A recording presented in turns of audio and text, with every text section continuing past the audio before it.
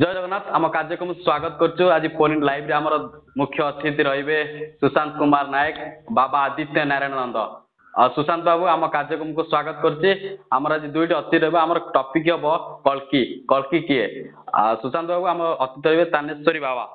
Hello जय जगन्नाथ। जय जगन्नाथ। आम सह जोड़ी हो गले बाबा आदित्य नारायण नंद जे कि दैवाचना चैनल मुख्य संपादक। आज हम बाबा शुणा जाऊँ कथा। हाँ शुणा जाऊ। आज हम टॉपिक रही कल्कि कल्कि किए अनेक चैनल तो देखिए 2028 कल्कि जन्मग्रहण करेंगे तो आम तो सठिक तथ्य मिल पारनी आम दैवार चैनल 3 थर 4 थर कंटेंट पकेलु कल्कि अवतार विषय शुणा जाऊँ। हाँ हाँ आप सुशांत बाबू पाखु जावा। सुशांत बाबू आज्ञा नमस्कार। नमस्कार। कल्कि अवतार विषय कौन कहे कल्कि किए अनेक सोशल मीडिया खेल खेल आध्यात्मिक चैनल कल्कि अवतार जन्मग्रहण कर सारे जन्मग्रहण करेंगे 2028 किए कहूँ कल्कि जन्मग्रहण कर सारे ये तो सठिक तथ्य मिल पारनी आप कौन कहे कल्कि अवतार विषय कल्कि कौन। सर्वप्रथमे बाबा को प्रणाम जनईबी एवं आपण को प्रणाम जनईबी। कल्कि को लेकिन एते आलोडन एते आलोचना पर्यालोचना कहीं मु भी जानी पारुनी तेणु वर्तमान मालिका मालिका मालिका को लेकिन विभिन्न कथा तेणु मालिका गोटा वार्ड महापुरुषंकर रचनारे कोटी मालिका गोटे वार्ड नहीं बाबा भी अच्छा कहींपारे जे मालिका वार्डटा महापुरुषों भाषा कोटी नहीं महापुरुष भविष्य कथा कही महापुरुष अनेक पिंड ब्रह्मांडर कथा भितर किछि किछि भविष्य कथा प्रधान शिष्य रामदास एवं शिष्य प्रशिष्य मान कही कल्किंकर आसवा कथा न आसवा कथा ये कौन कल्कि जन्म हेले ये कौन कल्कि 12 वर्षर हो गले तेणु ये सब कथा प्रथम आम बुझा पड़ा आपण पिंड भितर आम शरीर भितर 4 युग अच्छी सत्य त्रेतया द्वापर कली तेणु आमर पंचभूत शरीर गढ़ा तेणु आमर 5 पवन अच्छी 5 पवन को जदि आम ठीक से सूत्र माध्यम चालना करें तेज आम भितर समस्त कलीर जो कराल जो मेषत्व नष्ट होगी आम भितर दिव्य ज्ञानर परिप्रकाश हम आम गोटे दिव्य मानव परिपूर्ण हो पार तेणु कल्कि आसवे कल्कि ये करेंगे आम जिते जड़े जड़े जड़े जड़े मनीष परिवर्तन होगा तेज निश्चित भाव में कली अपसरी जा सत्ययुग प्रवेश हम और आपड़ जो कल्किंकर कथा कहते आमरी भितर जिते बड़े समय आसव जिते बड़े अनंत चेतनार उदय हम से भाया दिव्य पुरुष जन्म ग्रहण करेंगे जिते बड़े जदा जदाई धर्म से ग्लानि भवती भारत जदा जदाई धर्म से न्याय धर्म संस्थापन करने जेहेतु मत्स्यप ठारू बुद्ध अवतार पर्यंत भगवान स्वयं गोटे कथा लिखिं शून्य संहितार जे अवतार जिते यही दारुमूर्ति अंगरू खेली मिशंती लीला निमंते से नीलाद्री नायक निर्विकार बसी तेणु जिते बड़े आवश्यकता पड़ो एत बड़ ब्रह्मांड जिते बड़े आवश्यकता पड़ो जे मते कल्कि अवतार कल्कि तनु धरवा पड़ो निश्चित भाव में स्वयं निराकार ब्रह्म कल्कि अवतार हेबे राम अवतार आसी कृष्ण अवतार आसी तेणु कल्कि अवतार निश्चित भाव में हेबे आपको नहीं आलोचना पर्यालोचना मु गोटे कथा देखुली निर्माण दीप स्टाण्ड रु पवनटा बुलीगला विभिन्न कथा है जो मानकर साधारण ज्ञान नहीं जो मैंने वेद वेदांत उपरे किसी तिले मात्र ज्ञान नहीं जो मैंने निज पिता माता को पचारती से आजिका दिन में मालिका रिसर्च कर मालिका किसी गोटे कथा नुह सेठी निया लागिगला ताकू नहीं जोड़ीदेले सेमिति किसी अग्निकांड नहीं मालिका सहित जोड़ीदेले तेणु तांकु शिवकल्प नवखंड निर्घंट लिखिं जदि एते मालिकाकार से एते मालिका भल भाव रिसर्च करुँच गोटे कथा लिखिं नाद ओलटाई बिंदु सारे देई बाम दक्षिण रु फेरा मीन शनि जोगे रविचंद्र भागे खेल मेदिनी सारा 4 वर्षर से बाड़ूत कुमार नित्य लीला करुथिब ताहा तो बाजिले गंगा बही जीव कलागिरी ठारे ध्रुव तेणु मीन शनि जोगे रविचंद्र भागे खेलिबे मेदिनी सारा ये हूँ ज्योतिष अंक ये ज्योतिष अंक जब हिसाब कर दे पारे तेरे देखिए से 4 वर्षर बाड़ूत कुमार से समय लीला कर तेणु आपण मुझे ज्ञानी नुहे मु साधारण मनीषटीए साधारण संसार भितर अच्छी बापा माँ को नहीं करनी ତେଣୁ ଆଜ୍ଞା ସେମାନଙ୍କ ଉଦ୍ଦେଶ୍ୟରେ ମୋର ଏଇ ପ୍ରଶ୍ନ ଏଇଆକୁ ଆଜ୍ଞା ହିସାବ କରିଦିଅନ୍ତୁ ସେ ସଠିକ ଭାବରେ ପାଇଯିବେ ଯେ ଆଜ୍ଞା କେତେବେଳେ କଳ୍କି ଆଜ୍ଞା 4 ବର୍ଷର ବାଳୁତକୁମଳ ନିତ୍ୟ ଲୀଳା କରୁଥିବ ତାକୁ ଯିଏ ଦେଖିବା କଥା ଦେଖିବ। ସୁଶାନ୍ତ ବାବୁ ଆମର ଗୋଟେ ପ୍ରଶ୍ନ ରହିବ ଯୋଉ ଆପଣ କହୁଛନ୍ତି ମାଳିକା କିଛି ତ ଲେଖା ନାହିଁ ଏ ଯୋଉ ମହାପୁରୁଷ ଭବିଷ୍ୟ ମାଳିକା ଲେଖିଛନ୍ତି କଳ୍କି ଅବତାର ଯାହାକି ଯୋଉ ପୋଥି ଯାହା ଲେଖିଛନ୍ତି ଏ କଣ କୋଉ ସମ୍ପ୍ରଦାୟରେ ଜନ୍ମ ଗ୍ରହଣ କରିବେ କୋଉଠି ଜନ୍ମ ଗ୍ରହଣ କରିବେ କିଛି ତ ବା ଲେଖିଛନ୍ତି ଯେହେତୁ ଆପଣ ମାଳିକା ଯୁଗ କଥା ରିସର୍ଚ୍ଚ କଲେଣି ଆମେ ଦେଖିପାରୁଛୁ ଆପରେ କଣ କହିବେ ତାପରେ ଆମେ ତ ଯିବା ତାନେଶ୍ରୀ ବାବାଙ୍କ ଅଛନ୍ତି ଯେ ବାବା ଆଦିତ୍ୟ ନାରାୟଣ ନନ୍ଦଙ୍କ ପାଖକୁ ଯିବା। ବାବା ତ ଅଛନ୍ତି ଠିକ ସେ ଭାବେ କହିବେ ମୁଁ କହିବା ଧୃଷ୍ଟତା ହବ ଯେହେତୁ ଆମ ପାଖରେ ପରମ ପୂଜ୍ୟ ବାବା ଅଛନ୍ତି ନିଶ୍ଚିତ ଭାବରେ ତାଙ୍କୁ ସମ୍ମାନ ଦିଏ ଗୁରୁଙ୍କ ଆଗରେ କେବେ ଶିଷ୍ୟ ନିଜର ଗାରିମା ବଖାଣିବା ଭୁଲ ତେଣୁ ଆମ ନିକଟରେ ଯେତେବେଳେ ପରମ ପୂଜ୍ୟ ସ୍ୱାମୀଜୀ ଅଛନ୍ତି ନିଶ୍ଚିତ ଭାବରେ କହିବେ ବିଶଦ ଭାବରେ କଳିକଳ୍ପ ଗୀତା ଠାରୁ ଆରମ୍ଭ କରି ବିଭିନ୍ନ ଦେଖିଛନ୍ତି ଆପଣ ଯୋଉ ଭବିଷ୍ୟତ ସହିତ ମାଳିକାଟାକୁ ଯୋଡି ଦଉଛନ୍ତି ମାଳିକା କିଛି ୱାର୍ଡ ନାହିଁ ମୁଁ ବାରମ୍ବାର କହୁଛି ମାଳିକା ୱାର୍ଡ ମହାପୁରୁଷଙ୍କର ରଚନାରେ କିଛି ନାହିଁ ବାବା ମଧ୍ୟ ଭଲ ଭାବରେ ଜାଣିଥିବେ ଯେ ମାଳିକା ଗୋଟେ ୱାର୍ଡ କିଛି ନାହିଁ ଭବିଷ୍ୟତ କଥା ଭବିଷ୍ୟତ କଥା ନଷ୍ଟ୍ରାଡମସ କହିଥିଲେ ଭବିଷ୍ୟତ କଥା ଭୀମ ଭୋଇ ମଧ୍ୟ କହିଛନ୍ତି ଭବିଷ୍ୟତ କଥା ମହାପୁରୁଷ ପଞ୍ଚସଖା ମାନେ କହିଛନ୍ତି ମର୍ତ୍ତ୍ୟରେ ସାରଳା ପାତାଳରେ ବାସୁକି ଏବଂ ସ୍ୱର୍ଗରେ ବୃହସ୍ପତି ଏ 3 ଜଣ ସମସ୍ତ କଥା ଭବିଷ୍ୟତ ଆଗତ ଅନାଗତର କଥା ଜାଣନ୍ତି ତେଣୁ ତାଙ୍କ ମଧ୍ୟରୁ ପଞ୍ଚସଖା ମଧ୍ୟ କିଛି କିଛି ଜାଣିଥିଲେ ଯେହେତୁ ସ୍ୱୟଂ ନିରାକାର ବ୍ରହ୍ମଙ୍କ ଠାରୁ ଆସିଥିଲେ ସ୍ୱୟଂ ଋଷି ମଣ୍ଡଳରୁ ଆସିଥିଲେ ସ୍ୱୟଂ ସନ୍ଥ ସେ ସ୍ୱୟଂ ହଉଛନ୍ତି ସୁପର ସଏଲ ଆମେ ଯାହାକୁ ସୁପର ସଏଲ କୁହନ୍ତି ସେ ମହାପୁରୁଷ ମଧ୍ୟ ଜଣେ ସୁପର ସଏଲ ଥିଲେ ତେଣୁ ସୁପର ସଏଲ ଯେତେବେଳେ ତାଙ୍କ ଇଚ୍ଛାରେ ଆସନ୍ତିନି ଆମେ ସାଧାରଣ ମଣିଷ ଜନ୍ମ ହଉଛେ କିଏ ଭୂତ ହେଇଯାଉଛି କିଏ ପ୍ରେତ ହେଇଯାଉଛି କିଏ ଯାଇପାରୁନି ସ୍ୱର୍ଗ ଲୋକ ପର୍ଯ୍ୟନ୍ତ ତେଣୁ ମହାପୁରୁଷ ମାନେ ଯେତେବେଳେ ଆସନ୍ତି ବିଷ୍ଣୁ ମଣ୍ଡଳରୁ ସେମାନେ ପ୍ରଭୁଙ୍କର ଇଚ୍ଛାରେ ଆସନ୍ତି ପ୍ରଭୁଙ୍କର ପ୍ରତିନିଧି ହେଇକି ଆସନ୍ତି କାହିଁକି ଆସନ୍ତି ନା ଆମକୁ ଦିଗ୍ଦର୍ଶନ ଦେବା ପାଇଁ ଆମକୁ ମାର୍ଗଦର୍ଶନ ଦେବା ପାଇଁ ଆସନ୍ତି ତେଣୁ ସିଏ ସେଇଥିପାଇଁ ଯେହେତୁ ଭବିଷ୍ୟତର କଥା ଜାଣନ୍ତି ଦେଖିଛନ୍ତି ସ୍ୱୟଂ ପ୍ରଭୁ ଯେତେବେଳେ ପ୍ରଭୁଙ୍କର ଯେତେବେଳେ ସିଏ ସନ୍ତାନ ତେଣୁ ପ୍ରଭୁ ନିଶ୍ଚିତ ଭାବରେ ଯେତେବେଳେ ଆସିବେ ସିଏ ତାର ଠାର ଗାରରେ ତାର ମୀମାଂସା ଦେଇଛନ୍ତି ତେଣୁ ସିଏ ହଉଛି ଭବିଷ୍ୟତର କଥା ମାଳିକା କିଛି ନାହିଁ ମାଳିକା କେବଳ ବିଜନେସ ପ୍ରପୋଜରେ ବ୍ୟବହାର କରାଯାଇଛି। ଠିକ ଅଛି ଆମ ଚ୍ୟାନେଲର ମୁଖ୍ୟ ସମ୍ପାଦକ ବାବା ଆଦିତ୍ୟ ନାରାୟଣ ନନ୍ଦ ଅଛନ୍ତି ବାବା ଶୁଣା ଯାଉଛି ଆମ କଥା କଣ କହିବେ କଳ୍କି କଣ କଳ୍କି ତ ଆମେ 2028ରେ ଜନ୍ମଗ୍ରହଣ କରିବେ କିଏ ବା କହୁଛି ଢେଙ୍କାନାଳରେ ଜନ୍ମଗ୍ରହଣ କରିସାରିଲେ ଏ ଲୋକଙ୍କୁ ପୁରା ବିଭତ୍ସ କରୁଛନ୍ତି ଏ କଣ ଘଟଣା କଣ ଲୋକ କଳ୍କି କଥା ବହୁତ କଥା ଗହନ କଥା ମୁଁ ଗୋଟେ କଥା କହିବି ପ୍ରଥମେ ଦେଖିବା କଳି ଯୁଗର ଶେଷାନ୍ତ ସମୟକୁ କୋଉ ସମ୍ବତ୍ସର ରହିବ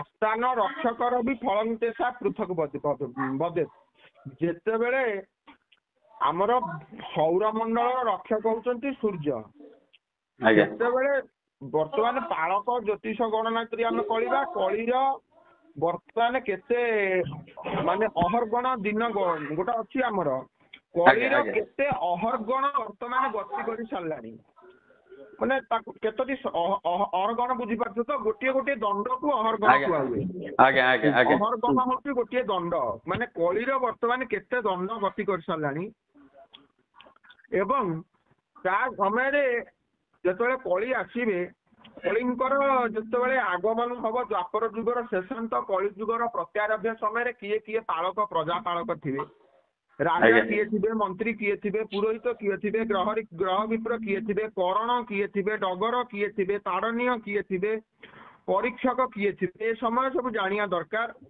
ଅର୍ଥରକ୍ଷକ କିଏ ଥିବେ ଯେମିତି ଆମେ କହୁଛେ ଫାଇନାନ୍ସ ମିନିଷ୍ଟର କିଏ ଥିବେ ଚିଫ ମିନିଷ୍ଟର କିଏ ଥିବେ ଆମର ରେଭିନ୍ୟୁ ମିନିଷ୍ଟର କିଏ ଥିବେ କଳିଙ୍କର ସମସ୍ତର କଥା ମହାପୁରୁଷ ମାନେ ଲେଖିଛନ୍ତି ଗୋଟିଏ ତଥାସ୍ତୁ ମୂଳ ସଂଘାତ ଏଇ ବର୍ତ୍ତମାନ ଯୁଗ କ୍ଷୟେ ଗୋଟିଏ କଥା ମୁଁ କହିଛି ନା କଳି ହଉଛି ଦିଟା କଥା କ ହର୍ଷେଇ କାରଳୀ କ ଦୀର୍ଘେଇ କାରଳୀ କଳି ଦୁଇଟି କଥା ବର୍ତ୍ତମାନ ମୁଁ କହୁଛି 2007 ମସିହା କଥା ମୁଁ କହୁଛି ଯେତେବେଳେ ପାଦରେ ଚାଲି ଚାଲି ଛତିଆରୁ ଛତାବଟ ପର୍ଯ୍ୟନ୍ତ ଆମେ ଚାଲି ଚାଲି ପାଦରେ ଯାଉଥିଲୁ ବର୍ତ୍ତମାନ ଏ ସମୟରେ ଯୋଉମାନେ ଚିତ୍କାର କରି କହୁଛନ୍ତି ମାଳିକା ମାଳିକା ମାଳିକା ଏ ପ୍ରକାର ସବୁ କଥା ମୁଁ ଜାଣିବାରେ ମାଳିକା 1980 ମସିହା କଥା କହୁଛି 1980 ମସିହାରୁ 75ରୁ 80 ମସିହା ଯେତେବେଳେ ନେମାଳ ମଠରେ ମହନ୍ତ ଥିଲେ ଆମର ସ୍ୱର୍ଗତ ବିବେକାନନ୍ଦ ଗୋସ୍ୱାମୀ ତାଙ୍କ ଅମଳରୁ ଯଦି ମାନେ ବର୍ତ୍ତମାନ 2007-2008 ପର୍ଯ୍ୟନ୍ତ 10 ଭିତରେ ମାଳିକା କହିଲା ବାଲା ମୋ ହିସାବରେ ମୁଁ ଦେଖେ ଆମର ସେତେବେଳେ ବର୍ତ୍ତମାନ ଆମର ଯିଏ ଗୁରୁଦେବ ଅଛନ୍ତି ଜଗତଗୁରୁ ସ୍ୱାମୀ ଅରୁପାନନ୍ଦ, ସେତେବେଳେ ଅରୁପାନନ୍ଦ ଦାସ ଥିଲେ, ଜଗନ୍ନାଥ ଦାସ ଥିଲେ ବରପଡା, ଆଉ ଆମର ବାସୁଦେବ ଦାସ ଥିଲେ ଆମର ଖଣ୍ଡସାହି, ତାଙ୍କର ଶିଶୁ ଅଛନ୍ତି ଆମର ସୁକାନ୍ତ ବାବା, ଆଉ ଥିଲେ ଆମର କୋଣାର୍କ ଅବଧୂତ ମଠ ଆର୍ତ ବାବା, ମଧୁବାବା ଫଧୁବାବା, ସେ ଆମର ସବୁ ଗଲେଣି। କଥା ବହୁତ ଥିଲା, ଆମେ ବହୁତ ଚାଲି ଚାଲିକିରି ସେ ସମୟରୁ 2010 ମସିହାରୁ 2012 ମସିହା ଦୀର୍ଘ 2 ବର୍ଷ କାଳ ଆମେ ଭାରତ 3 ଥର ପରିକ୍ରମା କରି ଓଡିଶାକୁ 7 ଥର ପରିକ୍ରମା କରିଛୁ, ବହୁତ ଜାଗା ଯାଇଛୁ। କଳି କଥା ଗୋଟିଏ ହଉଛି, କଳିଟା ହଉଛି 5ଟା ଅକ୍ଷର। ଆମର ବରପଡା ଜଗନ୍ନାଥ ବାବାଜୀ କହନ୍ତି କଳି ହଉଛି 5ଟି କଥା, ଗୋଟେ କଳିଙ୍କି, ଗୋଟେ କଳକି, ଗୋଟେ କଳିକି, ଗୋଟେ କଳକି, ଗୋଟେ କଳକି। 5ଟି କଥାକୁ ଯଦି ଆମେ ହିସାବ କରିବା, ଗୋଟିଏ ଗୋଟିଏ କଥା ଯଦି ବୁଝେଇବା, ଗୋଟିଏ ଗୋଟିଏ ଏପିସୋଡ ମୁଁ ସର୍ଟରେ କହୁଛି। ଆଉ ଆମର ପୁଅ ମଧ୍ୟ ବହୁତ ବଢିଆ କଥା କହୁଥିଲେ ଯେ ମାଳିକା ଗୋଟିଏ ଶବ୍ଦ, ମହାପୁରୁଷଙ୍କର ଏତେ ବଡ ରଚନା ଭିତରେ ମାଳିକା ଶବ୍ଦ। ବର୍ତ୍ତମାନ ଭୁରି ଭୁରି ମାଳିକା କଥା ଆମେ କହୁଛେ, ମାଳିକା ମାଳିକା ମାଳିକା ମାଳିକା ମାଳିକା ମାଳିକା ମାଳିକା ହଉଛି ଗୋଟେ, ଆମେ ତମେ ଯେମିତି ନଉଛ ଗୋଟେ ଥମେଲ, ସେମିତି ମାଳିକା ହଉଛି ଗୋଟେ ଥମେଲ। ବୁଝିପାରୁଛ ତ? ମହାପୁରୁଷ ଯେତେବେଳେ ଗୋଟେ ଗ୍ରନ୍ଥ ରଚନା, ମାଳିକା କୌଣସି ଗ୍ରନ୍ଥର ନାଁ ଏ ପ୍ରକାର କଥା 40 ପଟଳ, 10 ପଟଳ, 12 ପଟଳ, ଆମର ବହୁତ କଥା ରହିଛି। ତା ଭିତରେ ମାଳିକା ଗୋଟେ ଭୁରି ଭୁରି ଭାବରେ ଯେତିକି ପୁରା ଯାଇଛି, ମାଳିକା ନାଁ ଅଛି କିନ୍ତୁ ଭୁରି ଭୁରି ଭାବରେ ପ୍ରବେଶ କରାଯାଇନି। ହରିଅର୍ଜୁନ ଚୌତିସା ନେମାଳ ମଠରେ ଯେତେବେଳେ ଥିଲେ, ଆମର ସ୍ୱର୍ଗତ ପରମାନନ୍ଦ ଦାସ ଯେତେବେଳେ ବାବାଜୀ ଥିଲେ, ସେତେବେଳେ ଆମ ଘରେ ଦୀର୍ଘ 1900 ମୁଁ କହୁଛି, ସେ ସମୟରେ ତ ଆମର ଜନ୍ମ ନୁହେଁ, ଆମ ଜେଜେମା ହେରିକା ସବୁ କୁହନ୍ତି ଆମର କାଳୀମାତା ଆମ ଘରେ ବହୁତ ଦିନ କାଳ ରଖିଛନ୍ତି। ଏବେ ବି 15,000 ପୋଥି ମୋ ପାଖରେ ସମ୍ପୂର୍ଣ୍ଣ ଭାବରେ ସଂଗୃହୀତ ଅଛି। ମୁଁ ତ ଏବେ ଆମର ଭୁବନେଶ୍ୱର ମ୍ୟୁଜିୟମକୁ ଦେଇଥିଲି ବହୁତ ଗୁଡେ ଦେବନାଗରୀ ପୋଥି, ତାର ମୋ ପାଖରେ ରେକର୍ଡ ଅଫ୍ ରାଇଟ୍ ମୋ ପାଖରେ ଅଛି, ସତ୍ୟଲିପି ମଧ୍ୟ ତାର ଅଛି। ଏବଂ ବହୁତ କଥା ଜାଗାରେ ମହାପୁରୁଷ ମଧ୍ୟ କହିଛନ୍ତି ଯେ ମାଳିକା ଗୋଟିକ ଓଲଟିଣ ଯିବ ପାଲଟି ଯିବ ଏ ଦେହି, ସତ ଜ୍ଞାନ ତତ୍ତ୍ୱ ଅଚ୍ୟୁତ କହୁଛି ଶୁଣରେ ବ୍ରଜତ ନେଇ। ମାଳିକାର ଅର୍ଥାତ୍ କଣ? ଆମେ ଗୋଟେ ଦେଇଦଉଛେ ଅତ୍ୟାନନ୍ଦ ମାଳିକା। ଆରେ ମାଳିକା ହଉଛି ଗୋଟେ ପର୍ଯ୍ୟାୟବାଚକ ଶବ୍ଦ। ଆମର ସୁଶାନ୍ତ ବାବୁ ଯାହା କହିଲେ ଯେ ବର୍ତ୍ତମାନ ମାଳିକା ଗୋଟେ ସେ ପ୍ରକାର ଫଣ୍ଡାମେଣ୍ଟାଲ କିଛି ନୁହଁ, ଆମେ ଯାହାକୁ ବସିକିରି ଆଲୋଚନା କରିବା ତା ନୁହଁ। ତା ଭିତରେ ଆମର ପିଣ୍ଡ ତତ୍ତ୍ୱ, ସ୍ୱର ତତ୍ତ୍ୱ, ନାମ ତତ୍ତ୍ୱ, ଜୀବ ତତ୍ତ୍ୱ, ଆକାଶ ତତ୍ତ୍ୱ, ଗଗନ ତତ୍ତ୍ୱ, ଜଳ ତତ୍ତ୍ୱ, ବାୟୁ ତତ୍ତ୍ୱ, ବହୁତ କଥା ଦିଆଯାଇଛି। ତେଣୁ କରିକିରି ତା ଭିତରେ ଆମେ ବର୍ତ୍ତମାନ ଆଜିର ଏପିସୋଡରୁ ଦୂରେଇ ଗଲେଣି। ମାନେ ହୁ ଇଜ କଳ୍କି, କଳ୍କି କିଏ ବା ତମେ ଦେଖିଲ ଆଜିର କଣ ମତେ what is the meaning of କଳ୍କି, କଳ୍କି ମାନେ କଣ? ମୁଁ ଗୋଟିଏ ପ୍ରଥମେ କଳ୍କି ଶବ୍ଦଟିକୁ, କଳ୍କି ହଉଛି ଗୋଟେ ସାଂସ୍କୃତିକ ଶବ୍ଦ। କଳ୍କି ଶବ୍ଦଟାକୁ ତମେ ତାକୁ ମଡିଫାଏ କର, କଳ୍କ, କଳ୍କ ଯୁକ୍ତ ଇକାରାନ୍ତେ ହେଇଛି କଳ୍କି। ପ୍ରଥମେ ଜାଣିବା what is the meaning of କଳ୍କ। କଳ୍କ ମାନେ କଣ? କଳ୍କ ଶବ୍ଦର ଅର୍ଥ ହଉଛି ପାପ। ସଂସ୍କୃତାନ୍ତ ବିଭକ୍ତିରେ କଳ୍କ ମାନେ ହଉଛି ପାପ। ଶେଷାନ୍ତେ ଲାଗିଲା ଇକାର ପ୍ରତ୍ୟୟ, ପର୍ଯ୍ୟାୟ ବିଭକ୍ତି ହେଲା, ଚତୁର୍ଥୀ ବିଭକ୍ତି ହେଲା, ଶେଷାନ୍ତେ ଆସିଲା ଇକାର ପ୍ରତ୍ୟୟ ଲାଗିଲା। ତେଣୁକରି ଇକାର ଶବ୍ଦର ଅର୍ଥ କଣ ନା କଳି, ପାପର ବିନାଶ। ଯେମିତି ଶିବଙ୍କୁ କାହିଁକି କୁହାଯାଏ ଶିବ ହେଲେ ସଂହାର ଶକ୍ତି? କାହିଁକି ନା ଶିବଙ୍କର ସାଙ୍ଗରେ ଇକାର ପ୍ରତ୍ୟୟ ଯୋଗ କରାଯାଏ। ସ ଇବ ଇକାର ପ୍ରତ୍ୟୟ ଯୋଗ କରାଗଲେ ତାହା ବିନାଶକାରୀ ଶକ୍ତି ଆସିବ। ଯେମିତି ଲାଗିଲା ଆମ ଚଣ୍ଡୀ, ଚଣ୍ଡ ସାଙ୍ଗରେ ଇକାର ପ୍ରତ୍ୟୟ ଲାଗିଲା, ଚଣ୍ଡାସୁରକୁ ବଧ କରିଥିବାରୁ ସିଏ ଚଣ୍ଡୀ। ଇକାର ପ୍ରତ୍ୟୟ ହଉଛି ବିନାଶକାରୀ ଶବ୍ଦ। ତେଣୁ ପାପର ଯେତେବେଳେ ବିନାଶକାରୀ ଶକ୍ତି, ଆମେ କହୁଛେ କଳ୍କି, କଳ୍କି ଆସିଗଲେଣି। କଳ୍କି 2028ରେ କଣ ଜନ୍ମ ଥାଏ? ଜୟଦେବ ଯୋଉ ଗୁଡିଏ ଗୀତ ଗୋବିନ୍ଦ ଲେଖିଛନ୍ତି, ମିଳେଶ ନିବ ଧନେ କରଗଛି କରବାଳମ ଧୂମକେତୁ ବିମମ କିମପି କରାଳମ କେଶବ ଦ୍ରୁତ କଳ୍କି ଶରୀରମ ଜୟ ଜଗଦୀଶରେ। ଏଇଟା ଧର ତମେ, ଜୟଦେବ ଗୋଟେ ଏଡେ ବଡ ଜିନିଷ ଲେଖିଲେ କେମିତି? କବିବର ଜୟଦେବ, କବିଶେଖର ଜୟଦେବ, କବିକୁଳ ଚନ୍ଦ୍ର ଜୟଦେବ ଏତେ ବଡ ଜିନିଷ ଲେଖିଲେ କେମିତି? ଗୋଟେ ରୂପକୁ ଆମେ ଦେଖିନେ ସେ ରୂପର ବର୍ଣ୍ଣନା କେମିତି କରୁଛେ? ଜୟଦେବ ତ ଭବିଷ୍ୟତ, ଜୟଦେବ ତ ଭବିଷ୍ୟତ ବକ୍ତା। ଜୟଦେବ ଯାହା ଦେଖୁଥିଲେ ତାକୁ ଲେଖୁଥିଲେ। ଜୟଦେବଙ୍କୁ ମଧ୍ୟ ସେତେବେଳେ କାମାର୍ଣ୍ଣବ ଦେବଙ୍କ ସମୟରେ କପିଳେନ୍ଦ୍ର ଦେବଙ୍କର ପୁଅ, କପିଳେନ୍ଦ୍ର ପୁଅ ତାଙ୍କର ପୁଷ୍ୟପୁତ୍ର ଯିଏ ଥିଲେ କାମାର୍ଣ୍ଣବ ଦେବ, ତାଙ୍କ ସମୟରେ ଜୟଦେବଙ୍କୁ ମଧ୍ୟ ବହୁତ ଗୁଡିଏ ଯାତନା ଦିଆଯାଇଥିଲା। ରାଧାଙ୍କର ଯୁଗଳ ମିଳନକୁ ଯୋଉ ପ୍ରକାର ଆମେ ବର୍ତ୍ତମାନ ଯାହାକୁ ଓଡିଆରେ କହୁଛେ ରାଧା ଓ ଅଧରକୁ କୃଷ୍ଣ ଚୁମ୍ବଇ ମହାପୁରୁଷ ରାଧାରେ ଲେଖିଛନ୍ତି। ସେଥିରେ ତାକୁ ମଧ୍ୟ କହିଥିଲା ଏମିତି କଣ ଜୟଦେବ ଲେଖୁଛନ୍ତି ଯେ ରାଧାଙ୍କର ଅଧରକୁ କୃଷ୍ଣ ଚୁମ୍ବନ ଦଉଛନ୍ତି। ଅଧରା ମୃତ୍ୟୁ ଅଧର ପିଅଇ ଅଧରାମୃତ ଅଧରରୁ ଯୋଉ ଅମୃତ କ୍ଷରଣ ହଉଛି ତାକୁ ରାଧା ପିଉଛନ୍ତି। ଅମୃତ ମିନ୍ସ ବେଦ କୃଷ୍ଣଙ୍କ ମୁଖରୁ ଯୋଉ ଆମର ଆମେ କହୁଛେ କଣ ସର୍ବ ଉପନିଷଦ ଗାବ ଦୁଗ୍ଧ ଗୋପାଳ ନନ୍ଦନଂ ପାର୍ଥ ବଷ୍ଟମ ସୁଧୀର ଭୁକ୍ତା ଦୁଗ୍ଧ ଗୀତା ଅମୃତମ ଯୋଉ ପବିତ୍ର ଗୀତାର ଯୋଉ ଝଙ୍କୃତ ଆବାଜ ତାକୁ ରାଧାପାନ କରୁଛନ୍ତି। ପବିତ୍ର ରାଧାସ୍ୱର ଯୋଉ କୀର୍ତ୍ତନକୁ ରାଧାପାନ କରୁଛନ୍ତି। ତେଣୁ କରିକିରି ଜୟଦେବ ତ ଭବିଷ୍ୟତ ଦ୍ରଷ୍ଟା ନଥିଲେ। ଜୟଦେବ ଯାହା ଦେଖୁଥିଲେ ତାହା ଲେଖୁଥିଲେ। ଏତେ ବଡ କଳ୍କିର ରୂପକୁ ଜୟଦେବ ଦେଖିଛନ୍ତି ଲେଖିଛନ୍ତି। ଆମ ଭିତରେ ମଧ୍ୟ ଦଶାବତାର ବିଦ୍ୟମାନ। ଆମେ ମଧ୍ୟ ଭକ୍ତ ଚରଣ ଦାସ ଲେଖିଛନ୍ତି ପ୍ରଥମ ମାସ ଧବଳବର୍ଣ୍ଣ, ଦ୍ୱିତୀୟ ମାସ ଜଳ ରେଶନବୀନ, ତୃତୀୟ ମାସ ଶୂନ୍ୟ ମେଲୁଡାଳ। ଏମାନେ ଇଏ ତ ଟୋଟାଲ 10 ଅବତାର। ପ୍ରଥମ ଅବତାର ମୀନ ଅବତାର, ପ୍ରଥମ ମାସ ଜଳେ ଧବଳ ବର୍ଣ୍ଣ, ଦ୍ୱିତୀୟ ମାସ ଜଳେ ରେଶନବୀନ, ତୃତୀୟ ଶୂନ୍ୟ ମେଲୁଡାଳ, ଶୂନ୍ୟରେ ଗାଳ ମେଲିଲେ ମତ୍ସ୍ୟ କଚ୍ଛପ, ଗାଳ ମେଲିକିରି ପୃଥିବୀକି ଧରିଥିଲେ। ଚତୁର୍ଥ ଅସ୍ଥି ଖଞ୍ଜା ତୋରି, ମତ୍ସ୍ୟ କଚ୍ଛପ ବରାହ, ବରାହ ଦେହରେ ହାଡ଼ ଯୁକ୍ତ ମାନବ। ବିଭିନ୍ନ ପ୍ରକାର ରୂପକୁ ମଣିଷ ଏଠି ପରିବର୍ତ୍ତନ କରିଛି। ଆମର ଉତ୍କଳୀୟ ଦର୍ଶନ ଶାସ୍ତ୍ର କହୁଛି, ଦର୍ଶନ ଶାସ୍ତ୍ର କହୁଛି। ତେଣୁ କରିକିରି ମିଳେଛ ନିବମ ନିଧନ କରେ ଅତି କରବାଳମ।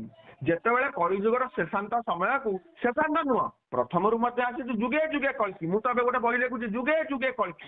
ରଥଯାତ୍ରାରେ ଇନାଗୁରେଟ ହବ ଯୁଗେ ଯୁଗେ କଳ୍କି। କଳ୍କି ଯୁଗେ ଯୁଗେ ଆସିଛନ୍ତି। କଳ୍କି କୃଷ୍ଣଙ୍କ ଭିତରେ ଅଛନ୍ତି, କଳ୍କି ରାମଙ୍କ ଭିତରେ ଅଛନ୍ତି, କଳ୍କି ଜଗନ୍ନାଥଙ୍କ ଭିତରେ ଅଛନ୍ତି, କଳ୍କି ନରସିଂହଙ୍କ ଭିତରେ ଅଛନ୍ତି, କଳ୍କି ମତ୍ସ୍ୟଙ୍କ ଭିତରେ ଅଛନ୍ତି, କଳ୍କି ବରାହଙ୍କ ଭିତରେ ଅଛନ୍ତି। ବରା ଅହା ବର ତାକୁ ମଧ୍ୟ ଦର୍ଶନ ଶାସ୍ତ୍ରରେ ଲେଖାଯାଇଛି ବର ଆହ ବର। କଳ୍କି ବାମନଙ୍କ ଭିତରେ ଅଛନ୍ତି। ଯେତେବେଳେ ବିନାଶାୟଂ ଚ ଦୁଷ୍କୃତା, ଦୁଷ୍କୃତ ମାନଙ୍କ ବିନାଶ ପାଇଁ ଯୋଉ କାମ କରିବ, କଳି ଯୁଗରେ ଗୋଟେ ମାନବ ଦେହରେ କାମ କରିବ ଆଉ ସମସ୍ତେ କହିବେ କଳ୍କି।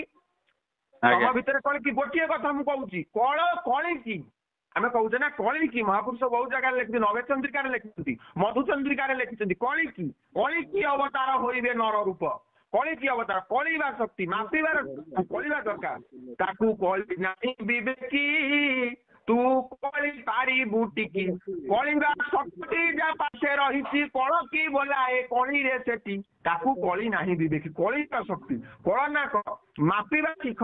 ତାହେଲେ ଆମ ଭିତରେ ଆମେ 21,657 ମାପିବା ପୂର୍ବରୁ ଆମେ ଗୋଟେ ମାନବକୃତ ଧର୍ମ ମାପିବା ନିଜ ଭିତରେ ଆବଶ୍ୟକ।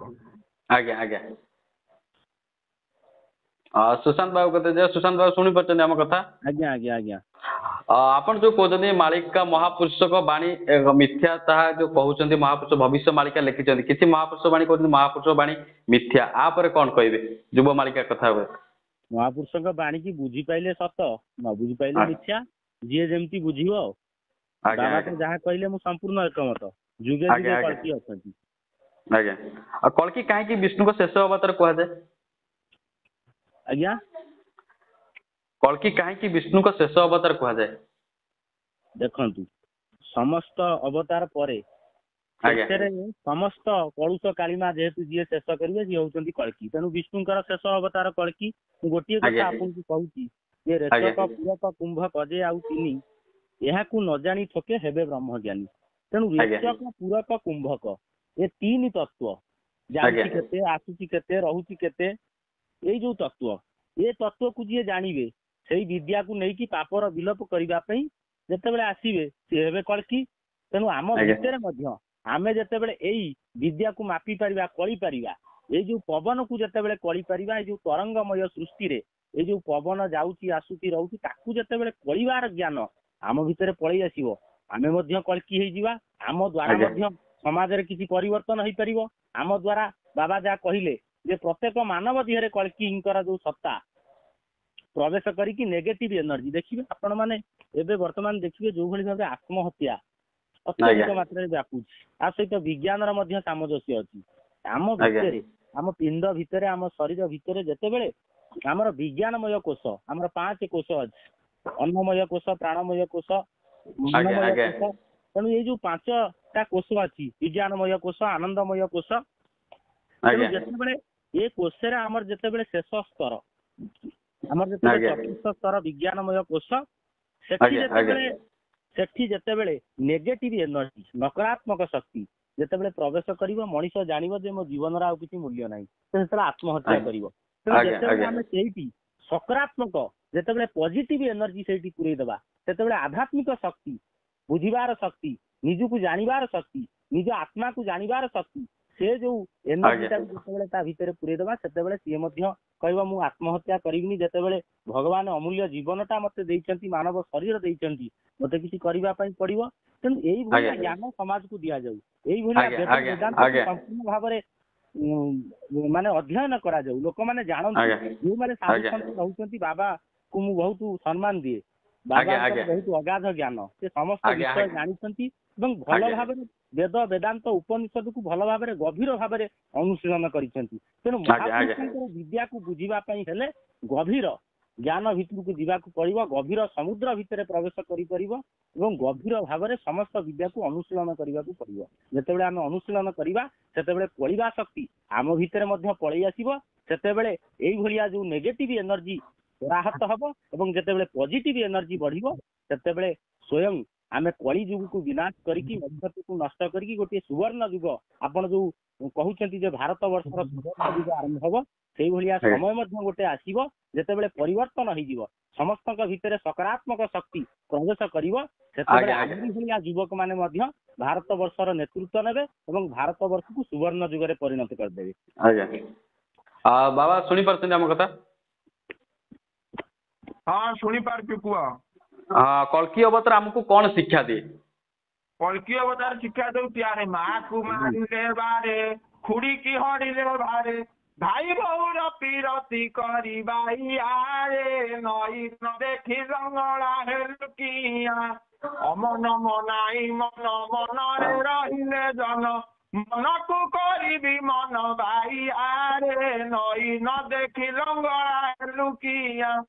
ମହାପୁରୁଷ ଗୋଟେ କଥା କହିଛନ୍ତି, ଏ ତ ମାନେ ସତ ଆଡକୁ ଆମେ ସେତେ ଆମେ ଉପନିଷଦ ଆଡକୁ ଆମେ ଯାଉ, ବେଦ ବେଦାନ୍ତ କଥା ଛାଡ, ତାଙ୍କରି କଥା ଦେଖ। ମହାପୁରୁଷ କହିଲେ ଆମର ମାଳିକା ଗୋଟେ ମାଳିକାରେ କହିଲେ ଯେ ଏଇ ଭବିଷ୍ୟତ କଥାରେ କହିଲେ ଯେ ଆମ କହିଲେ ଆମେ ପଞ୍ଚସଖା ଯାହା ଦେଖୁଅଛୁ ଲେଖୁଅଛୁ ତାହା ଜାଣ, କଳି କାଳ ଠାରୁ ବଳି କାଳ ଯେତେ କଥା କହିବା ପ୍ରମାଣ। ବଳି ଯିବା ଯାଇକି ଯେତେ କଥା ସେ କଥା ଆମେ କହୁଛୁ। ବର୍ତ୍ତମାନ ଆମେ ଚିତ୍କାର କରୁଛ, ଦେଖୁଛୁ ଆମେ ବହୁତ ଭକ୍ତ ବାହାରିଲେଣି, ବହୁତ ମାଳିକା କଥାକାର ବାହାରିଲେଣି, ବହୁତ କଥା ବାହାରିଲେଣି। ଗୋଟିଏ କଥା କାଲି ବାବା ଆଉ ଗୋଟେ କଥା କହିଲେ, ମାଳିକା ଗବେଷକ ହେଲେଣି ବି, ଆମେ ଯାହା ଶୁଣିବାକୁ ପାଉଛୁ ମାଳିକା ଗବେଷକ। ମାଳିକା ଗୋଟେ ଏମିତି କିଛି ଜିନିଷ, ମାଳିକା ଗୋଟେ ଏତେ ବଡ ଜିନିଷ, ବିସ୍ତାର ଜିନିଷ। ମାଳିକା ଗବେଷକ କିଏ? ତ ବର୍ତ୍ତମାନ ଆହ୍ୱାନ କାଲି ବି କରିଛି, ସେ ଆମର ରାଜ୍ୟ ଭାଗବତ ସଭାପତି ତପନ ବାବା ଗୋଟେ ଗୋଟେ କଥା ହେଇଛି ଯେ ଯୋଉମାନେ କହୁଛନ୍ତି ପଞ୍ଚସଖା ବାବଦରେ, ପଞ୍ଚସଖାଙ୍କର କେତୋଟି ଏକାକ୍ଷର ଆଗ କୁହ। କଳିଯୁଗରେ ପଞ୍ଚସଖା 5ଟି ଏକାକ୍ଷର ବାହାର କରିଛନ୍ତି। ଏକାକ୍ଷର ତ ବହୁତ ଏକାକ୍ଷର ଅଛି, 5ଟା ଏକାକ୍ଷର କୁହ। ଅଚ୍ୟୁତଙ୍କର କୋଉ ଏକାକ୍ଷର, ଅନନ୍ତଙ୍କର କୋଉ ଏକାକ୍ଷର, ଦଶବନ୍ତଙ୍କର କୋଉ ଏକାକ୍ଷର, ବଳରାମଙ୍କର କୋଉ ଏକାକ୍ଷର, ଜଗନ୍ନାଥ ଦାସଙ୍କର କୋଉ ଏକାକ୍ଷର, 5ଟା ଏକାକ୍ଷର। ସୂର୍ଯ୍ୟ ଏକାକ୍ଷର, ବ୍ରହ୍ମ ଏକାକ୍ଷର, ଅଗ୍ନି ଏକାକ୍ଷର, ବ୍ରହ୍ମ ଏକାକ୍ଷର, ଜ୍ୟୋତି ବ୍ରହ୍ମ ଏକାକ୍ଷର, କଳ୍କି ବ୍ରହ୍ମ ଏକାକ୍ଷର, ନାମ ବ୍ରହ୍ମ ଏକାକ୍ଷର, ହରାଦି ଏକାକ୍ଷର। ବହୁତ କଥା ଅଛି, କଥା ବହୁତ କଥା ଚାଲିବ। 50 ବର୍ଣ୍ଣ ଭେଦ 52 ମାତ୍ରା, 51 50 52 ଭେଦ 52 ମାତ୍ରା, 52ଟା ଅକ୍ଷର, 81 ବର୍ଣ୍ଣ, ବହୁତ କଥା। ଆମେ ଖାଲି ଗପି ଦଉଛେ ତ୍ରିପଦା 24 ବର୍ଣ୍ଣ ଗୁଡା 14 ବ୍ୟାହୃତି 10 ପ୍ରଳୟ ଆଦି 12 4 ପରମହଂସ 64 ବର୍ଣ୍ଣ ପ୍ରକାଶ। ବହୁତ କଥା ମହାପୁରୁଷ ଲେଖିଛନ୍ତି। ପିଣ୍ଡ ତତ୍ତ୍ୱ, ସ୍ୱର ତତ୍ତ୍ୱ, ନାମ ତତ୍ତ୍ୱ, ଶିବ ତତ୍ତ୍ୱ, ଚନ୍ଦ୍ର ତତ୍ତ୍ୱ, 40 ପଟେଳ କଥା। ନିରାକାର କହନ୍ତି ଅଚ୍ୟୁତ ମୁଖ ଚାହିଁ, ଗୁପତ ସନ୍ଧି କଥା କହିଦେବା ଫେଇ, ମାତୃଗର୍ଭ ଜ୍ଞାନ ଯେ ମନ ଦେଇ ଶୁଣ, ଯାହା ଶ୍ରବଣରେ ସର୍ବ ପାପ ହେବ ଲୀନ, ଅଣଚାଷ ପବନରେ କଳକି ବିଦିତ, କଳି ଶକଟିଗାରେ ଜ୍ଞାନ ନାହିଁ ସେ ତ, ଜ୍ଞାନକୁ ବିଜ୍ଞାନେ ଜ୍ଞାନ ମନାଇଲେ ବାଟେ, ଅଣଚାଷ ମାତ୍ରା ଭେଦ କରିବୁ ତୁ ବାଟେ, 56 କୋଟି 33 କୋଟି ଯେ ଜାଣ, ତାହାରି ମଧ୍ୟରେ ପବନ ଛଇ ଯେ ପୁଣ, ସେହି ପବନରେ ଏକ ଏକ ଯେ ମୂରତି, କଳକି ଭାବରେ କଳି ଯୁଗ ଜାଣ। ଗୋଟିଏ ଗୋଟିଏ ପବନରେ ଗୋଟିଏ ଗୋଟିଏ 49 ଆଜ୍ଞା, ପବନ ଆଜ୍ଞା। ଚିନ୍ତା କର 49 ଆଜ୍ଞା। ପବନରେ କୋଉ ପବନରେ କେତେ ମାତ୍ରା ରହିବ, କୋଉ ପବନରେ କେତେ ବିନ୍ଦୁ ରହିବ, କୋଉ ପବନରେ କୋଉ ଅକ୍ଷର ରହିବ, କୋଉ ପବନରେ କୋଉ ତତ୍ଵ ରହିବ, କୋଉ ପବନରେ କୋଉ ଏକାକ୍ଷର ରହିବ, କୋଉ ପବନରେ କୋଉ କୋଉ ମହାପୁରୁଷଙ୍କର ଅହରଗଣ ରହିବ, କେତେ ଦଣ୍ଡ କୋଉ ପବନକୁ ଯିବ। ଗୋଟେ ହାତର ନାଡିରେ ପବନ ମାପିବ। ଏହି କଳି କାଳ କଥା ବଳି କାଳ ଯାଏ ପର୍ଯ୍ୟନ୍ତ ଯେତେ ଅନନ୍ତ ଘୁରେଇ ମଥା। ଶିଶୁ ଅନାଥ ଆଜ୍ଞା, ଆଜ୍ଞା। ଦେଖିଛନ୍ତି ତାଙ୍କର ମୋଟା ମୋଟା ଇଏରେ। ଆଜ୍ଞା। ଦେଖ କୋଉ ବର୍ଣ୍ଣକୁ କୋଉ ମାତ୍ରାକୁ କେତେ ଭେଦ କରିପାରିବ। ଯିଏ ବର୍ଣ୍ଣ କଥା ଜାଣିନାହାନ୍ତି ସିଏ ବାବୁ କଣ କଳିକିଙ୍କ କଥା କହିବେ, ଗବେଷକ କଣ କହିବେ। ମୁଁ ତ ଆଜ୍ଞା, ଗୋଟିଏ ଆଜ୍ଞା। କଥା କାନ୍ଦୁଥିଲା ଗୋଟେ କୁଆଁରୀ କନ୍ୟା, ପଚାରିଲା ଜଣେ କେହି ପାଇଁ କାନ୍ଦୁଛ, କାହିଁକି ମାଲୋ, ମୋର ତ ମା ନାହିଁ, ବାପ ଜନ୍ମ କଲେ, ବାପ ଆଜ୍ଞା, ଭୋଗ ଆଜ୍ଞା। କଲେ, ସ୍ୱାମୀ ମୋ ଗର୍ଭରୁ ଜାତ, ମୋ ପୁତ୍ର ମୋ ସ୍ୱାମୀ ଗର୍ଭରୁ ଜନ୍ମିନା, କଳେ କି ସେତ। ଇଏ ହିସାବ କର। ଇଏ କିଛି ହିସାବ କଥା ଇଏ ତ ଆଜ୍ଞା, ନୁହଁ। ଆଜ୍ଞା। ଇଏ କଥା କିଏ ଆଜ୍ଞା। କାହାକୁ କହିଥିଲା? ଇଏ କଥା କିଏ କାହାକୁ କହିଥିଲା? ମହାପୁରୁଷ ଅଚ୍ୟୁତାନନ୍ଦ ମଧୁଚନ୍ଦ୍ରିକା, ଆଜ୍ଞା। ମଧୁଚନ୍ଦ୍ରିକାର କଥା ଇଏ। ବହୁତ କଥା ମହାପୁରୁଷଙ୍କର ଅଛି, ଆଜ୍ଞା। ତାକୁ ଆଜ୍ଞା, ଆଲୋଚନା ଆଜ୍ଞା। କରିବା ଛୋଟିଆ କଥା ନୁହଁ। ମୁଁ ତ କହୁଛି କଳିଯୁଗରେ ଯେତେବେଳେ କଳକି ଆସିବେ, ସେତେବେଳେ କଳକିଙ୍କର ଗଣିତାଧିପତି ଥିବେ ମଙ୍ଗଳ। ଆଜ୍ଞା। ସେତେବେଳେ ବିସ୍ଫୋରକ ଭୟଙ୍କର ମହାମାରୀ ରୋଗ ଦକ୍ଷୟ ଭୂମିକମ୍ପ ଶସ୍ୟହାସ୍ୟାତ ଭୌମୋତ୍ସ ଗଣାଧିପତି କଥା କହିଲା ରକ୍ତ ପୀତଂ ଭବେ ଶୁଦ୍ଧି ଶୁକ୍ରବାତ ଜନକ୍ଷୟ ଶସ୍ୟହାନି ମହାଯୋଗ ସୂର୍ଯ୍ୟସ୍ତ ପାଳକାଧିପତି ସୁବୃଷ୍ଟି ଶସ୍ୟ ସମ୍ପନ୍ନା ସ୍ତ୍ରୀଣା ରୋଗ ବିବର୍ତ୍ତକ। ଏସବୁ କର୍ମ ଆସିବ ଯେତେବେଳେ କଳଙ୍କି ଉଦୟ ହେବେ, ସେତେବେଳେ ମହାପୁରୁଷ କହିଛନ୍ତି। ଯେତେବେଳେ ପରାଶର ଋଷିଙ୍କ ଉପରେ ଯେତେବେଳେ ବିସ୍ଫୋରଣ ହବ, ଯେତେବେଳେ ପରାଶର ଋଷି ଏଇ ପିଣ୍ଡ ଭିତରେ ବିଦ୍ୟମାନ, ତମେ ଖୋଜ। ବିରାଟ କଳ୍ପ ମହାପୁରୁଷ କହିଛନ୍ତି ପାଦ ଯାଜପୁର ସୁରେଶ୍ୱରକୁ ନେଇ ଏଠୁ ଅନ୍ତେ ରସ ଶୁଣ ସୁତ ଜାନୁ ଯେ ଯୋଗଣା ଖାଇ ଆଭିଦେଶ ଦେବିନ୍ଦୁ ସାଗର ଦାନାମ ଭୁବନେଶ୍ୱର ପୂର୍ବ ପଶ୍ଚିମ ଉତ୍ତର ଦକ୍ଷିଣ ଚତୁର୍ଭୁଜକୁ ବିଚାର ଆମ୍ଭ ବଡ ପେଟ ବଡ ଦାଣ୍ଡ ଭେଦ ଶ୍ରୀକ୍ଷେତ୍ର କହି ହୃଦୟ ପ୍ରମାଣ 22 ପାହାଚ ବିରାଜି ଅଛନ୍ତି ଯାଇ କଣ୍ଠସ୍ଥ ପ୍ରମାଣ ଗଳି ବିନତା କୁମର ଯାଇ ମସ୍ତକ ପ୍ରମାଣ ରତ୍ନ ସିଂହାସନ ମନେ ରଖିଥାଉ ତୁଇ ଧଳା ହଳଦିଆ ଚିକଣ କାଳିଆ ବିଜେ ବ୍ରହ୍ମାଣ୍ଡ ଗୋଟାଇ। ଇଏ କଥା ତ ଅଲଗା କଥା। ଆମେ ତମେ ଫଣ୍ଡାମେଣ୍ଟାଲ ପଚାରିଛ କଳ୍କି ଶବ୍ଦଟିକୁ ଅର୍ଥ ବିଶ୍ଳେଷଣ କର। ଆମ ଭିତରୁ ପାପର କ୍ଷୟ ହେଲେ ଆମେ କଳଙ୍କି ହବା, କଳିଙ୍କି ହବା, କଳକି ହବା, କଳିକି ହବା, ସର୍ବଶେଷରେ କଳ୍କି ହବା। ତମେ କହୁଛ କଳ୍କି କଣ ବିଷ୍ଣୁଙ୍କର ଶେଷ ଅବତାର? ଅବତାରର ଶେଷ ନାହିଁ, ଅବତାରର ଆରମ୍ଭ ନାହିଁ। ଅବତାରର ଶେଷ ନାହିଁ, ଅବତାରର ଆରମ୍ଭ ନାହିଁ। ଆମର ଯୋଉ ମହାପୁରୁଷ ଛତ୍ରପତି ଶିବାଜୀ ମହାରାଜ ଗୋଟିଏ ଅବତାର ଈଶ୍ୱରଙ୍କର, ଯିଏ ସ୍ୱରାଜ ପାଇଁକି ନିଜର ରକ୍ତ ବିନ୍ଦୁ ଶେଷ ବିନ୍ଦୁ ପର୍ଯ୍ୟନ୍ତ ଔରଙ୍ଗଜେବ ସାଙ୍ଗେ ଯୁଦ୍ଧ କରିଥିଲେ। ମହାରାଣୀ ଲକ୍ଷ୍ମୀବାଇ ଗୋଟିଏ ଅବତାର, ପଣ୍ଡିତ ଗୋପବନ୍ଧୁ ଦାସ ଗୋଟେ ଅବତାର, ବେନୁପଡା ସାନ୍ତ ବାଇ ଦାସ, ଆର୍ତ ଦାସ, ନୀଳାଦ୍ରି ଦାସ, ମାଧବ ଦାସ, ଏମାନେ ସବୁ ଗୋଟେ ଅବତାର। ପଞ୍ଚସଖା ଗୋଟେ ଅବତାର, ଅଭିରାମ ପରମହଂସ ଗୋଟେ ଅବତାର, ଠାକୁର ଅନୁକୂଳ ଚନ୍ଦ୍ର ଗୋଟେ ଅବତାର, ବିବେକାନନ୍ଦ ଗୋଟେ ଅବତାର, ନିଗମାନନ୍ଦ ଗୋଟେ ଅବତାର।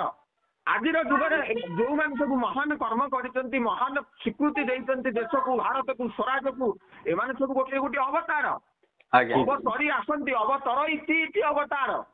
ଏମାନେ ସବୁ ଗୋଟିଏ ଗୋଟିଏ ଈଶ୍ୱରଙ୍କର ଅଂଶଧାରୀ। ଈଶ୍ୱର ହଉଛନ୍ତି ପରମ ବ୍ରହ୍ମ।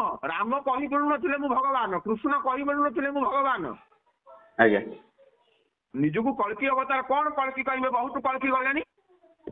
2007 ମସିହାରେ ପ୍ରଥମ କଳ୍କି ବାହାରିଥିଲେ। ମୁଁ ନାମ ନେବାକୁ ଚାହୁଁନି। 2007 ମସିହାରେ ପ୍ରଥମ କଳ୍କି ବାହାରିଥିଲେ, ଯିଏ 64 ପତ୍ନୀ ରଖିଥିଲେ। ତାଙ୍କରି ଶିଷ୍ୟ ମାନଙ୍କ ପତ୍ନୀକୁ ସେମାନେ ହରଣ କରିଥିଲେ। ସେମାନେ କଳ୍କି ବୋଲୁଥିଲେ। ସେମାନେ କି ଅବସ୍ଥାରେ ଆଜି ମୃତ୍ୟୁବରଣ କଲେ। 2010 ମସିହାରେ କମପଦା ଜଣେ କଳ୍କି ବାହାରିଥିଲେ, ବାଉରୀବନ୍ଧ ମହାରାଜ। ତାଙ୍କ ଅବସ୍ଥା କଣ ହେଲା? ଅନୁଗୁଳରେ ମାନେ ଅନୁଗୁଳରେ କ୍ୟାନ୍ସର ରୋଗରେ ମରିଲେ। ବହୁତ କଳ୍କି ବାହାରିଛନ୍ତି ଆମର ସମୟରେ। ଆମେ ବହୁତ କଳ୍କି ଯାବତୀୟ ଆମେ କଳ୍କି ଦେଖି ଚାଲିଲୁଣି। ତେଣୁ କରିକି ସମସ୍ତେ ପାପ ଭିତରେ ଯିଏ କଳ୍କି ହବ ବାବୁ, ଛାଇ ବାଇ ସେଗୁଡା କିଛି ନଥିବ। ମାଟିରେ ଚାଲିଲେ ପାଦ ନ ରହିବ, ଛାଇ ନ ପଡି ଜାଣ ଅଶ୍ଵେତ ଯାତ୍ରାଂ ପ୍ରତିବସ୍ତୁ ଚିତେଇ ଅମ୍ଳାନ ମାଳା ପ୍ରତିବିନ୍ନ ଆଦରେ ଅପକ୍ଷ୍ମ ବେଦିକା ଅନୁସଙ୍ଗନା ପାଣି ପାଦୌନ ଭୂମୌନ ଦୃଶ୍ୟ। ଯାହାର ଆଖି ମିଟିମିଟି ହବନି, ପାଦରେ ମାଟିରେ ଚାଲିଲେ ପାଦ ଲାଗିବନି, ଛାଇ ପଡିବନି, ଛାଇ ଯିବନି, ଛାଇ ଲାଗିବନି। କଳ୍କି କଳି କୋଉ ସ୍ୱରରେ ସବୁ ତ ଅସ୍ତ୍ର ଥିଲା, 12 ହାତ ଖଣ୍ଡା କହୁଛ। କୋଉ ସ୍ୱରରେ? ବାବଲ ସ୍ୱରରେ ବିଧ କରିବେ କଳଙ୍କି। କଳ୍କି ଯୋଉ ଧନୁ ଧରିବେ, ସେ ଧନୁର ନାଁ କଣ? ପ୍ରତଙ୍ଗ। ସେ ଧନୁର ନାଁ ହଉଛି ପ୍ରତଙ୍ଗ। ପ୍ରତଙ୍ଗ ଧରେ ଧରି ସେ ବାବଲ ସ୍ୱର ନାସିବେ କଳଙ୍କି ବାରେ କଳିର ସୁର ଦାସ ଅତୁତ କହି। ମଧୁଚନ୍ଦ୍ରିକା ଆସ ମୁଁ ଆଜ୍ଞା ଦେଖେଇବି। ଆଜ୍ଞା ବର୍ତ୍ତମାନ ମୁଁ ନିବେଦନ କରୁଛି ଯୋଉମାନେ କଥାକୁ ଆଗକୁ ଶୁଣିବେ ଆସନ୍ତୁ ଦେଖେଇବି କୋଉଠି ମହାପୁରୁଷଙ୍କର କଣ ଲେଖା ହେଇଛି। ମୁଁ ତ ଆହ୍ୱାନ କରୁଛି। ଆମେ ଖାଲି ଆଜ୍ଞା ବହୁତ ଗୁଡେ କଥା କହିଦଉଛେ। ବର୍ତ୍ତମାନ ସମୟରେ ବି ଆମ ଭିତରେ ଆମର ଗୋଟେ କଥା ଯେତେବେଳେ ଆଜ୍ଞା କଳି ଆଜ୍ଞା ଆସିବେ ନା, ଯେତେବେଳେ କଳି ଆମେ କହୁଛେ ସତ୍ୟ ରହିଲା କଳି ଯୁଗ। କଳି ଯୁଗଟା ହଉଛି ସତ୍ୟର ଯୁଗ ବାବୁ। ଆଜ୍ଞା ଆଜ୍ଞା ଗୋଟେ କଥା ଆମ ଭିତରେ ଗର୍ବ ଦମ୍ଭ ଅହଙ୍କାର ଗାରିମା। ମୁଁ ପୁଳାଏ ଜାଣିଛି କଣ ମୁଁ କହିବି, ସିଏ ଜାଣି ନାହିଁ କଣ ସିଏ କହିବନି। ଆର ମାନେ କଣ? କାଳିଦାସକୁ ତ ପଣ୍ଡିତ କରିଦେଇଥିଲେ। ଆମେ ହୁଏତ ବହୁତ ଗ୍ରନ୍ଥ ଅଧ୍ୟୟନ କରୁଛୁ, ଅନୁଭୂତି ଆମର ହେଇନି ସେତେ ପର୍ଯ୍ୟନ୍ତ। ଆମେ ଆଜ୍ଞା କଣ ଆଜ୍ଞା କହିବୁ? ମତେ ପଚାରୁଛ ତମେ ଯେତେବେଳେ କଳ୍କିଙ୍କ ଅବତାର ମାର୍କଣ୍ଡେୟ ପୁରାଣରେ କହିଛନ୍ତି, ଚଣ୍ଡୀରେ କିଂ ବର୍ଣ୍ଣୟା ଅମିତ ରୂପମ ଚିନ୍ତମେ ତତ୍। କଣ ବର୍ଣ୍ଣନା କରିବି ମୂର୍ଖକୁ? ଆଜ୍ଞା କଣ ମୁଁ ଆଜ୍ଞା କଳ୍କିଙ୍କ କଥା କହିବି? ମୁଁ ସାଧାରଣ ମଣିଷ, ରକ୍ତ ମାଂସରେ ଗଢା ହେଇଛି। ମୋ ଭିତରେ ଗର୍ବ ଅଛି, ମୋ ଭିତରେ ଦମ୍ଭ ଅଛି, ମୋ ଭିତରେ ମୋର ଅହଙ୍କାର ଅଛି। ତମେ ହେଲେ ଆଶ୍ରମ ବେକୁରୁ ସୁନା ସେନ୍ଟା ଛିଡେଇକି ନେଇଯିବ, ମୁଁ ଦେଇଦେବି? ଇଏ ଶରୀର ଆଜ୍ଞା ଦେଇଦବ କି? ଇଏ ଲୁଗା ଖଣ୍ଡିଏ ମୁଁ ପିନ୍ଧିଛି ଦେଇ ଦଉଥିଲେ ହୋ ବସ୍ତ୍ର। ଆମେ ସେ ବାବାଜୀ ନୁହଁ। ଆମ ଭିତରେ ସେ ତ୍ୟାଗ ଆସିନି। ଆମେ ଖାଲି ନାଁକୁ ସନ୍ନ୍ୟାସୀ ହେଇଛୁ। ଆମ ଭିତରେ ସେ ଆତ୍ମୀୟତା ଭାବ ଆସିନି। ଆଜ୍ଞା ଆଜ୍ଞା ଆଜ୍ଞା ଆମେ ଏବେ ବି ପେଟ ଚାଖଣ୍ଡକୁ ଭକ୍ତ ଉଣ୍ଡାଳୁଛୁ ବାବୁ। ଆମେ କଣ କହିବୁ କଳ୍କିଙ୍କ କଥା? ଆମେ କଣ କହିବୁ କଳ୍କିଙ୍କ କଥା? ଆମ ଭିତରେ ସେ ଆସିନି। ସେତେବେଳେ ଆସିବ ଯେତେବେଳେ ବାଟରେ ସୁନା ପଡିଥିବ, ଯୋଉ ଲୋକଟି ସୁନା ଉଠେଇବନି ସେଇଠି କଣ ସତ୍ୟ ଯୁଗର ଯୋଉ ମନ ପରିବର୍ତ୍ତନରେ ଯୁଗ ପରିବର୍ତ୍ତନ। ଯୁଗ ଆସିଲେ ଗୋଟେ ବନ୍ଧ ବାଟ ଲାଗିବନି। ପରୀକ୍ଷିତ ଆଜ୍ଞା କଳି ଯୁଗରେ ପରୀକ୍ଷିତ ଯେତେବେଳେ ଜଳାସନ୍ଧର ମୁକୁଟ ପିନ୍ଧିଛନ୍ତି, କଳି ଆସିଛି। ସୁନାରେ ଅଛି, ଅସତ୍ୟରେ ଅଛି, ନାରୀରେ ଅଛି, ମଦରେ ଅଛି। କାମିନୀ କାଞ୍ଚନ ପ୍ରୀତି ଯିଏ କଲା ସିଏ କଣ କରିବ? ଆରେ ଘରେ ମାଇକି ନା ଧରି ଶୋଉଛନ୍ତି ଯେତେ ବ୍ରହ୍ମଚାରୀ ବାଇ ମନରେ ପର ଆଜ୍ଞା ଭାରି ଯାରେ ବିରତି କରି ବାଇ ମନରେ। ଇଏ କଣ କରିବେ ବାବୁ? ମହାପୁରୁଷ କଣ କହିଛନ୍ତି? ଆମେ କଣ କହିବୁ କଥା? ଆମେ ହୁଏତ ଆହାର ନିଦ୍ରା ଭୟ ମୈଥୁନଞ୍ଚ ସାମାନ୍ୟ ମେତା ପଶୁ ବି ନରାଣାମି। ଆମେ ଆଜି ଯାଇ ତ ଆହାର ଛାଡି ପାରିଲୁନି, ନିଦ୍ରା ସମ୍ପୂର୍ଣ୍ଣ ସଂଯମୀ ହେଇପାରିଲୁନି।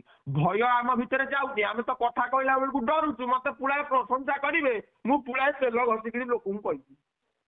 ଆଜ୍ଞା ଆମ ଭିତରେ କଣ?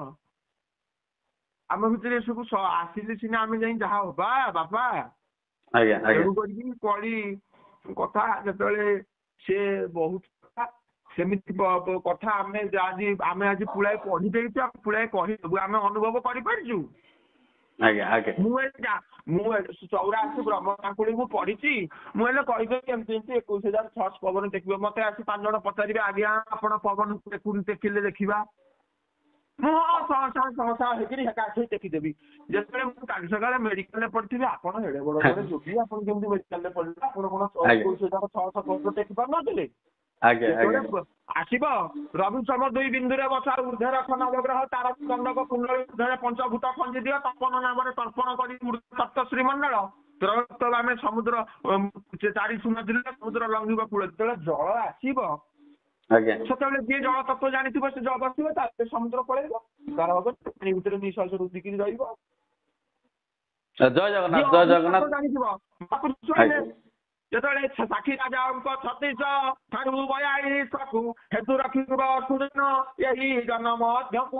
ସାକ୍ଷୀ ରାଜାଙ୍କ 36 42 1998 ମସିହା। ଆଜ୍ଞା ଆଜ୍ଞା ଏ ସମୟରୁ ଉତ୍ପାତ ବେଶୀ କଳିର ଆରମ୍ଭ ହବ। 1923 ପରେ ହେଇଥିଲା କଣ 19 ମସିହା ବାତ୍ୟା। ସରିବ ଟିକଳି ସତ୍ୟ ହବ ବଳି ମହାପୁରୁଷ ଲେଖିଛନ୍ତି। ଆଜ୍ଞା ଆଜ୍ଞା ଏ କଥା ଯୋଉ ଅଗ୍ନି ତତ୍ତ୍ୱ ଜାଣିଥିବ, ରୁଧିର ବର୍ଷା ହବ, ଅଗ୍ନି ବର୍ଷା ହବ, ସେ ଅଗ୍ନି ତତ୍ତ୍ୱରେ ନିଜକୁ ବଞ୍ଚେଇ ଦବ। ଦେଖିବା ଏରୋପ୍ଲେନ କ୍ରାସ କଲା ପ୍ରତିବର୍ଷ ଯୋଉମାନେ କହୁଛନ୍ତି ଆମେ ଅଗ୍ନି ତତ୍ତ୍ୱ ଜଳୁନଥିବ, ତମେ ନିଆଁ ଭିତରେ ପଶିବ। ଆଜ୍ଞା ଆଜ୍ଞା ତମେ ନିଆଁ ଭିତରେ ପଶିବ, ତମ ଅଗ୍ନି ତତ୍ତ୍ୱ ଜାଣିଥିଲେ ତମ ନିଆଁ ତମ ଦେହ ପୋଡିବନି। ଆଜ୍ଞା ଆଜ୍ଞା ଯିଏ ଜଳ ଜୀବ ତତ୍ତ୍ୱ ଜାଣିଥିବ, ଯିଏ ପିଣ୍ଡ ତତ୍ତ୍ୱ ଜାଣିଥିବ, ଆରେ କେତେ ବାବାଜୀ ହଉ କରୋନାରେ ଯାଇଛନ୍ତି, ଆମେ ଆଖି ଆଗରେ ଦେଖିଛୁ। ଏ ବିଷ୍ଣୁ ବାବାଜୀ କି 3 ଗଡ କରିକି ଆଣିଦେଲେ ଚଣ୍ଡିଖୋଲ ବଜାର ଉପରେ। କଣ ତମେ କଥା କହୁଛ? ଆଜ୍ଞା ଆଜ୍ଞା ଆମେ ଦେଖିନୁ? ବହୁତ ବାବାଜୀ ଆମେ ଜୀବନରେ ଦେଖିଛୁ। ଆମେ ଶେଷାନ୍ତ କାଳରେ ଆମେ ବାବାଜୀ କହୁନୁ କଣ? ବାଜିଲେ ବାବାଜୀ ବାଜୁ ବାଜୁ ବାଜିଗଲା, କିଏ ବାବାଜୀ ହେଇକି ଆଜି ବୁଲୁଛନ୍ତି?